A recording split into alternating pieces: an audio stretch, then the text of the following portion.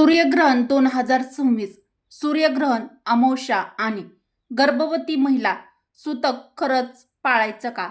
काय करावे, काय टाळावे? सूर्यग्रहणामध्ये नेमकं काय करायचं आहे हे बघणार आहोत आजच्या व्हिडिओमध्ये. नमस्कार मित्रांनो, श्री स्वामी समर्थ, हर हर महादेव. आजचा दिवस तुम्हाला खूप छान, सुखाचा, आनंदाचा जावो हीच स्वामी महाराजांच्या चरणी प्रार्थना करून आजच्या या आपल्या नवीन व्हिडिओला सुरुवात करूया. तर मित्रांनो, अत्यंत महत्त्वाचं सूर्यग्रहण आलेलं आहे आणि आज सोमवार देखील आहे आणि आजच अमावस्या देखील आहे. पण यावेळी ही साधी अमावस्या नाही, कारण या अमावस्येला लागणार आहे सूर्यग्रहण. होय मित्रांनो, सोमवार आणि अमावस्या आणि सूर्यग्रहण हे तिन्ही एकत्र आलेला आहे. त्यामुळे हा काळ अत्यंत प्रभावशाली मानला जातो. आजच्या या व्हिडिओमध्ये मी तुम्हाला सांगणार आहे, हे ग्रहण म्हणजेच हे सूर्यग्रहण नेमकं कधी सुरू होणार आहे, हे ग्रहण कधी संपणार आहे आणि आपल्या भारतामध्ये हे दिसणार आहे का सूर्यग्रहण की दिसणार नाही, सूतक लागणार आहे का नाही, आणि शेवटी एक अत्यंत महत्त्वाचा मुद्दा, विशेषतः गर्भवती महिलांसाठी. तर गर्भवती महिलांनी हा व्हिडिओ शेवटपर्यंत बघा.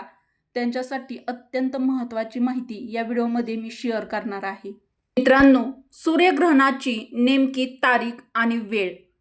सन 2026 मधील हे सूर्यग्रहण पहिलंच असणार आहे. 17 फेब्रुवारी 2026 रोजी फाल्गुन अमावस्येला हे सूर्यग्रहण लागणार आहे.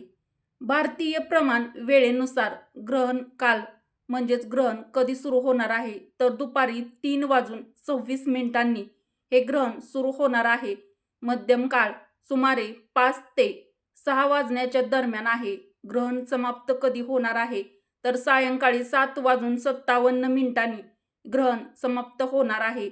म्हणजेच साधारण 3:26 ते 7:57 पर्यंत ग्रहणाचा प्रभाव असेल. तर मित्रांनो, हे सूर्यग्रहण आपल्या भारतामध्ये दिसणार आहे का?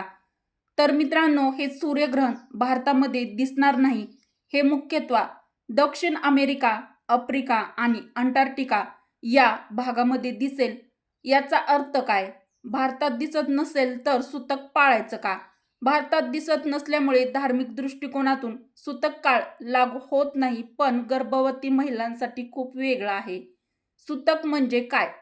सूतक म्हणजे ग्रहणापूर्वीचा संयम आणि शुद्धतेचा काळ. जर ग्रहण भारतात दिसले असते तर सूर्यग्रहणाच्या सुमारे 12 तास आधी सूतक लागले असते. पण यावेळेस भारतात सूर्यग्रहणाचं दर्शन होत नसल्यामुळे आपल्या परंपरेनुसार सूतक बंधन नाही. यामुळे या काळामध्ये मंदिरं बंद राहणार नाहीत किंवा पूजा देखील थांबवली जाणार नाही. गर्भवती महिलांनी काय करायचं, काय टाळायचं हे सांगणार आहे. व्हिडिओ स्किप करू नका. या सूर्यग्रहणाला आध्यात्मिक महत्त्व आहे. सोमवार भगवान शिवांचा दिवस आहे. अमावस्या हा पितरांचा दिवस मानला जातो. अमावस्येला चंद्र पूर्ण अदृश्य होतो आणि सूर्यग्रहणात सूर्यालाही सावली लागते. हे प्रतीक आहे आपल्या जीवनातील सावल्यांचं, म्हणजेच सुख आणि दुःखांचं. प्रकाश कायम असतो, पण काही क्षण सावली देखील पडते. हा काळ आपल्याला आठवण करून देतो, जीवनामध्ये कर्म, संयम आणि स्वतःचं आत्मपरीक्षण हे महत्त्वाचं आहे. तर मित्रांनो, या सूर्यग्रहणाचं स्वरूप नेमकं कसं असेल, तर हे सूर्यग्रहण वलयाकार सूर्यग्रहण आहे. यामध्ये चंद्र सूर्याला पूर्ण झाकत नाही. सूर्याभोवती आगीच्या वलयासारखा प्रकाश दिसतो, ज्याला रिंग ऑफ फायर असं म्हणतात. दृश्य अत्यंत सुंदर असतं, पण आपण उघड्या डोळ्यांनी पाहणं हे धोकादायक आपल्या डोळ्यांसाठी असू शकतं. त्यामुळं हे पाहणं टाळा. मित्रांनो, सूर्यग्रहणाच्या वेळी नेमकं काय करावं, काय टाळावं? जरी भारतात सूतक नसलं तरी हा काळ साधनेसाठी उत्तम मानला जातो. सूर्यग्रहणामध्ये भगवान शिवशंभूंचा महामृत्युंजय मंत्राचा जप अवश्य करा किंवा तुम्ही ओम नमः शिवाय या महामंत्राचा जप अवश्य करावा.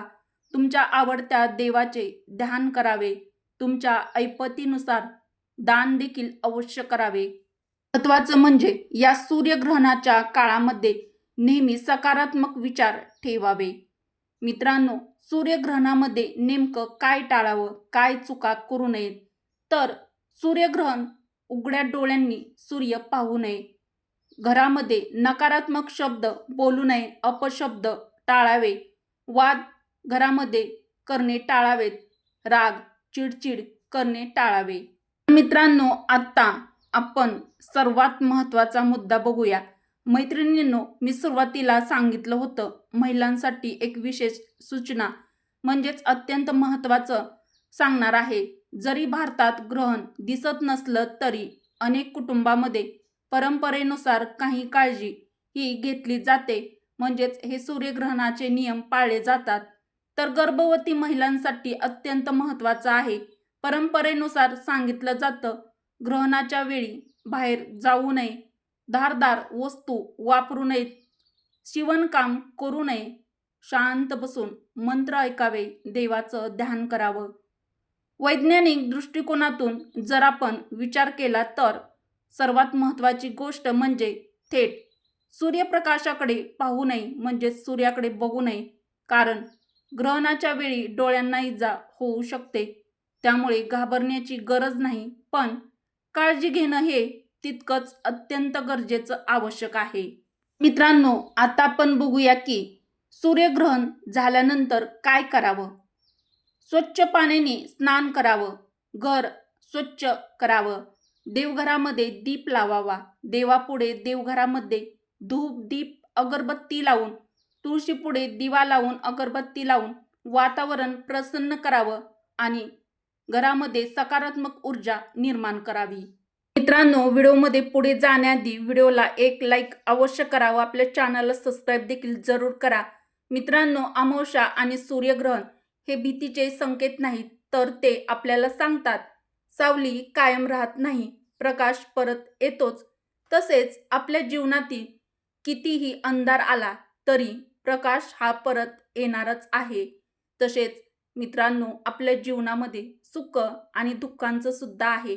मित्रांनो, जीवनामध्ये आपल्या सुख असेल तर हे दुःख हे येणारच आहे आणि आज दुःख आहे तर सुख हे उद्या येणारच आहे. मित्रांनो, जर तुम्हाला ही माहिती उपयुक्त वाटली असेल तर व्हिडिओला एक लाईक अवश्य करा. आपल्या मराठी रोहिणी किचन चॅनलला देखील सबस्क्राईब जरूर करा. तुमच्या मित्र परिवारासोबत, बहिणींसोबत हा व्हिडिओ जास्तीत जास्त शेअर देखील नक्की करा. आपल्या चॅनलला सबस्क्राईब करा. व्हिडिओ शेवटपर्यंत पाहिल्याबद्दल तुम्हा सर्वांचे मनापासून धन्यवाद. श्री स्वामी समर्थ. हर हर महादेव. जय श्रीकृष्ण. जय माता लक्ष्मी. ओम नमः शिवाय. मित्रांनो, असेच नवनवीन व्हिडिओ पाहण्यासाठी बेल आयकॉन प्रेस करा. म्हणजे जेव्हा कधी मी नवीन व्हिडिओ अपलोड करेल त्याचं सर्वात आधी नोटिफिकेशन तुम्हाला मिळेल आणि तुम्ही व्हिडिओ पाहायचा विसरणार देखील नाही.